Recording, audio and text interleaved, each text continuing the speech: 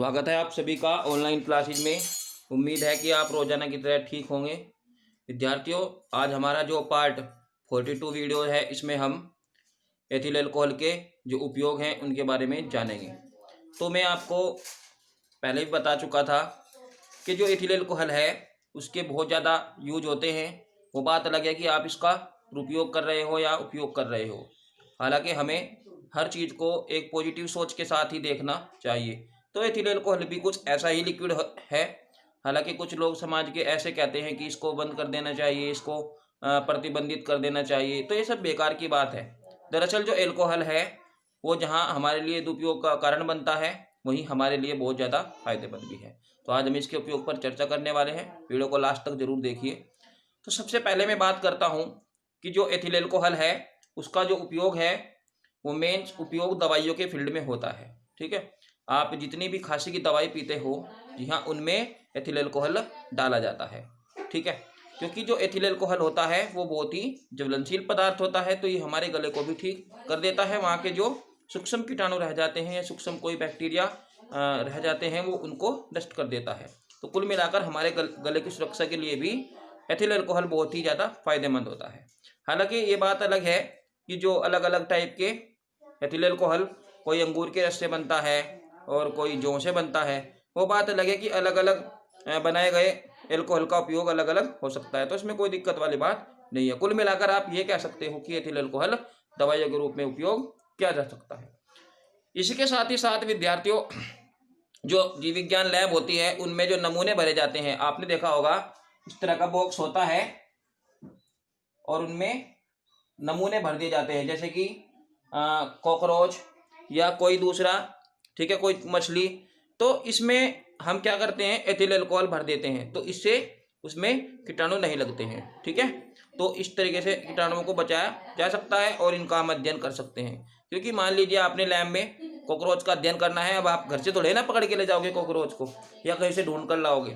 तो वहाँ लैब में नमूने होते हैं और उन नमूने में एथिल अल्कोहल भरा होता है। ये कई कई सालों तक सुरक्षित रखे रहते हैं ताकि हम इनका अध्ययन कर सकें।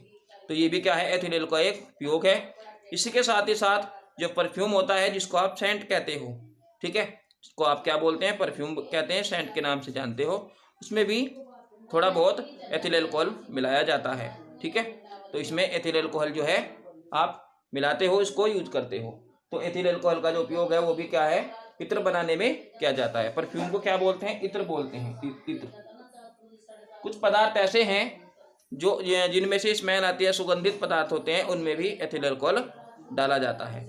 कुछ बच्चों को थोड़ा वीडियो अजीब लग रहा होगा आज का कि एथिल अल्कोहल इतना ज़्यादा फायदेमंद हो सकता है कि परफ्यूम में भी और भैया दवाइयों में भी इसका उपयोग किया जाता है। बात वो है कि आप इसको कम मात्रा में यूज करेंगे, ज़्यादा मात्रा में इसका नुकसान है, पहले बता चुका था। तो इसके साथ ही साथ जो हमारे केमिस्ट्री की लैब होती है उसमें वहाँ विलायक के रूप में भी एथिल अल्कोहल प्रयुक्त करते हैं। विलायक, विलायक मतलब किसी भी ऑर्गेनिक कंपाउंड या तत्व का अगर हमें विलायक का काम कराना है तो हम यहाँ विलायक के रूप में इसको यूज कर सकते हैं। ठीक है, इसी के बाद उर्वरक में भी एथिल अल्कोहल यूज कर सकते हैं। और अगर हम बात करें जो एक तरीके से सुगंधित पदार्थ हैं, उसमें भी आप एथिल अल्कोहल यूज कर सकते हो। और खासकर विद्यार्थियों, कुछ लोग जो मदिरा का सेवन करते हैं, तो ये भी क्या है, इसका एक उपयोग है। मतलब अगर हम अल्कोहल का उपयोग बहुत कम मात्रा में करें, भी बताया था आपको कि अगर हम चम्मच में और थोड़ा सा गर्म पानी लें और मुश्किल से 1 चम्मच एथिल अल्कोहल का सेवन करते हैं, तो हमारे वैज्ञानिकों का मानना है कि ऐसा करने से जो गुर्दे की पथरी होती है वो भी नहीं बन सकती, क्योंकि ये वहाँ से काट करता है और उसको साफ कर देता है। ठीक है, ये हमारे ब्लड का सर्कुलेशन भी बहुत बढ़िया कर देता है, यानी कि हमारे शरीर के अंदर जो रक्त के प्रवाह की दर है वो बहुत, ठीक है, संतुलित की जा सकती है अल्कोहल के द्वारा। मतलब ज़्यादा मात्रा इसकी यूज नहीं करनी चाहिए। इसकी मात्रा को हमें चम्मच से यूज करना चाहिए, 1 चम्मच, 1 ढक्कन। इस तरीके से हमारे शरीर के अंदर जो संक्रामक रोग है वो भी इससे ठीक हो सकते हैं। ठीक है, तो आज की वीडियो में हमने किसके बारे में जाना, एथिल अल्कोहल के बारे में जाना। अब हम पढ़ेंगे मेथिलीकृत स्प्रीट। अभी मैंने आपको बताया था कि जो एथिल अल्कोहल है वो मदिरा यानी कि दारू के रूप में, शराब के रूप में, ठीक है, पिया जाता है उसको लोग बाग जो है गलत उपयोग करते हैं। तो इसी चीज को देखते हुए हम यहाँ क्या करेंगे, एथिल अल्कोहल में मेथिल अल्कोहल मिला देंगे। मेथिल अल्कोहल मिला दिया जाता है। इसमें कुछ पिरिडीन भी होता है। क्या होता है इसमें? पिरिडीन 1% के आसपास होता है पिरिडीन। तो जब हम इसमें पिरिडीन मिला देते हैं, मेथिल अल्कोहल मिला देते हैं, तो ये क्या हो जाता है, इसका जो बहुत ज़्यादा उपयोग किया जा रहा है उसको कम किया जा सकता है, क्योंकि जो मेथिल अल्कोहल होता है वो एथिल अल्कोहल के मुकाबले ज़्यादा खतरनाक होता है। ठीक है, तो हम इसीलिए इसमें क्या करते हैं, मेथिल अल्कोहल मिला देते हैं। मेथिल अल्कोहल मिला देने से इसके अंदर विषैले गुण आ जाते हैं, जिससे इसका दुरुपयोग ना किया जा सके, मतलब इसका गलत इस्तेमाल नहीं किया जा सकता मेथिल अल्कोहल के मिलने से। ठीक है, तो इसको क्या कहते हैं, मेथिल अल्कोहल या मेथिलीकृत स्प्रीट।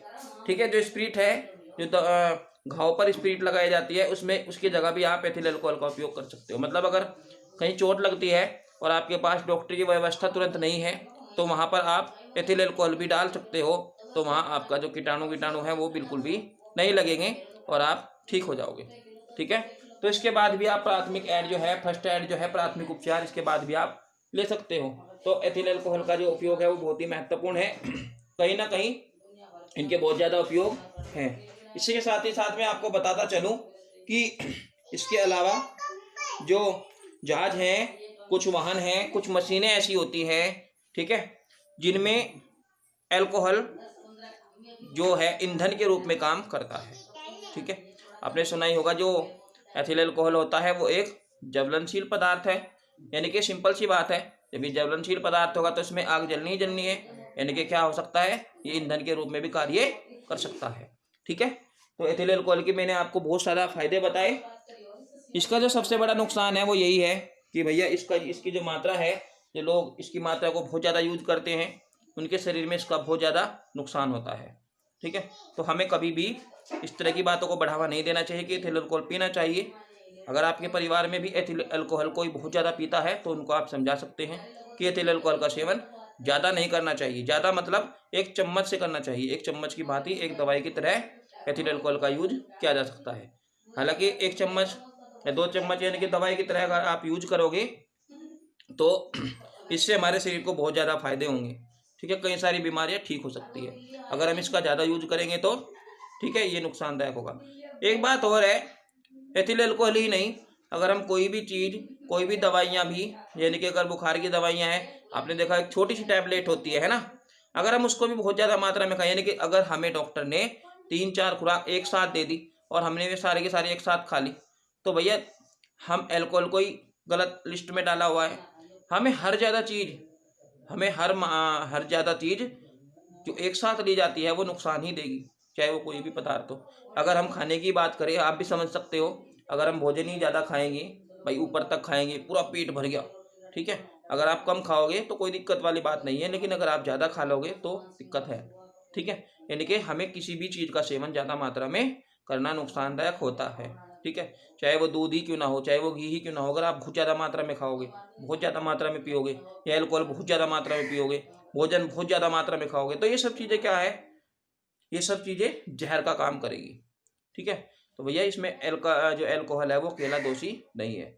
हर ज़्यादा मात्रा में खाई या पी जाने वाली चीज़ जहर का काम निश्चित रूप से करती है। तो धन्यवाद, आज की वीडियो में इतना ही। नेक्स्ट वीडियो में चर्चा होगी, नेक्स्ट टॉपिक पर चर्चा करेंगे। धन्यवाद।